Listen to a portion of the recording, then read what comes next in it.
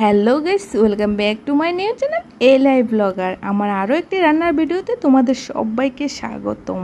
দেখো, আজকে বানাবো ডিম দিয়ে আলুর চপ। হো দেখো, ডিম দিয়ে আলুর চপ বানানোর জন্য আলুগুলো কেটে নিলাম আর ধুয়েও নিলাম। ধুয়ে নেওয়ার পর কুকারে সিটি দেওয়ার জন্য কুকারে দিয়ে দিলাম আর একটু জল দিয়ে দিলাম, বেশি জল না, একটু জল দিয়ে তারপর বসিয়ে দিলাম গ্যাসের উপর সিটি আসার জন্য। আর এদিকে আমি ইন্ডাকশন ওভেন জ্বালিয়ে আর ডিমগুলি বসিয়ে দিলাম সিদ্ধ করার জন্য। 4টা ডিম নিয়ে নিলাম আর ডিমগুলি না আমাদের বাড়ির দেশি ডিম, আমাদের হাঁসের ডিম। দেখো, আর কার কার বাড়িতে হাঁস আছে এবং ডিম পারে তোমরা অবশ্যই জানিও। আর এখানে আমি মশলা নিয়ে নিলাম জিরা ধনিয়ার পাউডার, আদা রসুন পেঁয়াজ কাঁচামরিচ। আর এখানে দেখো আলুও সিদ্ধ হয়ে গেছে, আলুগুলি আমি নামিয়ে নিলাম। আর এদিকে দেখো ধনিয়া পাতাও নিয়ে নিলাম। আর ধনিয়া পাতাটা আমাদের ক্ষেতের। দেখো, কার কার ক্ষেতের মধ্যে ধনিয়া পাতা চাষ করো অবশ্যই কমেন্টে জানিও। দেখো, ধনিয়া পাতাটাও কুচি কুচি করে কেটে নিলাম। আর এখানে আলুগুলি ছোলা হয়ে গেছে আর এখানে ডিমটাকেও আমি ছাড়িয়ে নেব, ডিমের কুসাটাও আমি ছাড়িয়ে নেব। দেখো, এক এক করে আমি ডিমের কুসাটাও ছাড়িয়ে নিলাম। আচ্ছা, তোমরা কে কে ডিম খেতে পছন্দ করো অবশ্যই জানিও। আর দেখো, এখানে আলু ছাড়িয়ে নেওয়ার পর এক এক করে আলু সবগুলি আলুকে মিক্সড করে নিলাম একটু নুন দিয়ে। দেখো, মিক্সড করার পর এরকম হয়ে গেল। আর রসুন আর আদা যে মশলাতে নিয়েছিলাম একটু শিলনোড়াতে বেটে নিলাম। আমার ভিডিওগুলো যদি ভালো লাগে তোমাদের অবশ্যই একটা লাইক করে দিও আর চ্যানেলটাকে সাবস্ক্রাইব করে দিও। দেখো, এখানে মশলা বাটা হয়ে গেছে আমার, মশলাটাও নিয়ে নিলাম প্লেটের মধ্যে। আর এখানে মারিগোল্ডের যে ক্রিস্পি বিস্কুটগুলো আছে বিস্কুটটি নিয়ে নিলাম। বিস্কুটটি হাতে এরকমভাবে একটু গুঁড়া করে নিলাম। আর তোমরা চাইলে মিক্সারেও গুঁড়া করে নিতে পারো। দেখো, মশলাগুলি ফ্রাই করার জন্য, আলুগুলি ফ্রাই করার জন্য এখানে কড়াই বসিয়ে দিলাম। আর কড়াইতে তেল দিয়ে দিলাম গরম হওয়ার জন্য। তেল গরম হয়ে গেছে আর পেঁয়াজগুলি দিয়ে দিলাম এবার ফ্রাই করার জন্য। পেঁয়াজগুলি ভাজা হলে এক এক করে অন্য মশলাগুলো দিয়ে দেব। আমার ভিডিওগুলি কার কার তোমাদের ভালো লাগে অবশ্যই জানিও।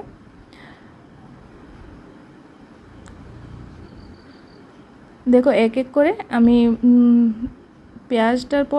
পেঁয়াজটা যখন কিছুটা ভাজা হয়ে এসেছে তখন মরিচ দিয়ে দিলাম, তারপর আদা আর রসুনটা দিয়ে দিলাম, তারপর একটু হলুদ দিয়ে দিলাম। হলুদটা দেওয়ার পর কালারটা কীরকম এসেছে দেখো। লাস্টে যখন জিরা ধনিয়ার পাউডারটা ছিল গুঁড়োটা, ওটাও দিয়ে দিলাম। আর এখন দেখো কালারটা কীরকম এসেছে, জাস্ট ওয়াও। আর এইটার মধ্যে আলুটা দিয়ে দিলাম। দেখো, আলুটার কালারও কীরকম আসবে তোমরা দেখবে। এখন দেখো আলুটাও ভাজা হয়ে গেছে মশলার সব কিছুর সাথে। আর লাস্টে নামানোর আগে ধনিয়া পাতা যে কেটে রেখেছিলাম ধনিয়া পাতাগুলি দিয়ে দিলাম। দেখো, আর এখানে হয়ে গেল আমার আলু ফ্রাই করা কমপ্লিট। আর এখন নামিয়ে নিলাম। Just wow. দেখো, আলুগুলি দেখে জিভে জল এসে যায়। আর চপ বানানোর পরে কীরকম হবে দেখো। গরম তো, একটু ঠান্ডা করার জন্য এরকমভাবে ছড়িয়ে দিলাম। আর এদিকে বিস্কুটগুলি গুঁড়াও করে নিলাম। এখানে ডিমগুলি মাঝখানে অর্ধেক করে কেটে নিলাম। আর যে আলুর পুরটা বানিয়ে রেখেছিলাম তার মাঝখানে ডিমের অর্ধেকটা দিয়ে পুরটাকে চপ বানিয়ে নিচ্ছি। দেখো, তোমরা দেখে নাও। এরকমভাবে দোনো হাতে চপগুলি বানিয়ে নিই, এক এক করে সবটি বানিয়ে নিলাম।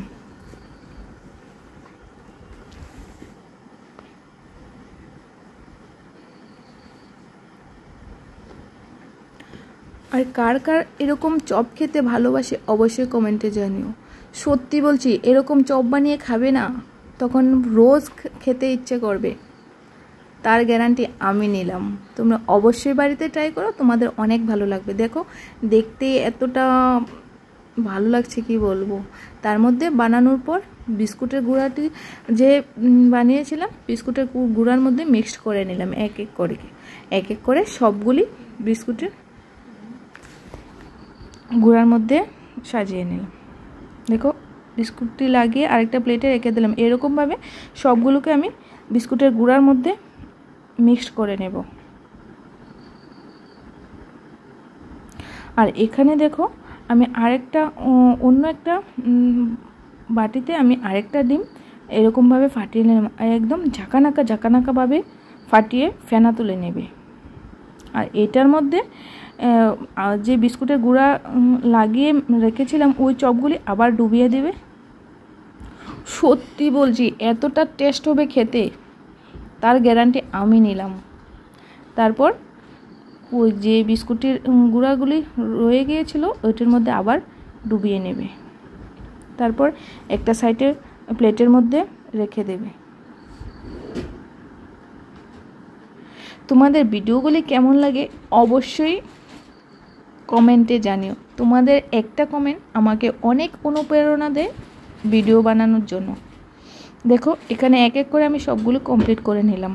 আর এখানে চপগুলি ভেজে নেওয়ার জন্য কড়াইতে তেল বসিয়ে দিলাম। দেখো এক এক করে আমি এখন চপগুলি ভাজবো। তেলটা এত গরমও রাখবে না, এত ঠান্ডাও রাখবে না, মিডিয়াম সাইজ করে নেবে, নাইলে তো পুড়ে যাবে। দেখো আমি মিডিয়াম সাইজে রেখেছি। আর যখন লাল লাল একটু হয়ে আসবে তখন বুঝে যাবে হয়ে গেছে। একটা একটা করে আমি সবগুলি এরকমভাবে ফ্রাই করে নেব। আর তোমরা কে কে ডিমের চপ খেতে ভালোবাসো জানিও, কিন্তু তোমাদের কমেন্টের অপেক্ষায় থাকবো। দেখো কত সুন্দর হয়েছে দেখতে, কালারটাই কত সুন্দর এসেছে, জাস্ট ওয়াও, অসাধারণ।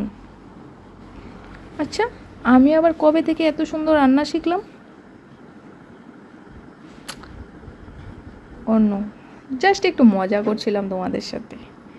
দেখো এখানে এক এক করে আমি চপগুলি ভেজে রাখলাম, এক এক করে সবগুলি ভেজে নেব।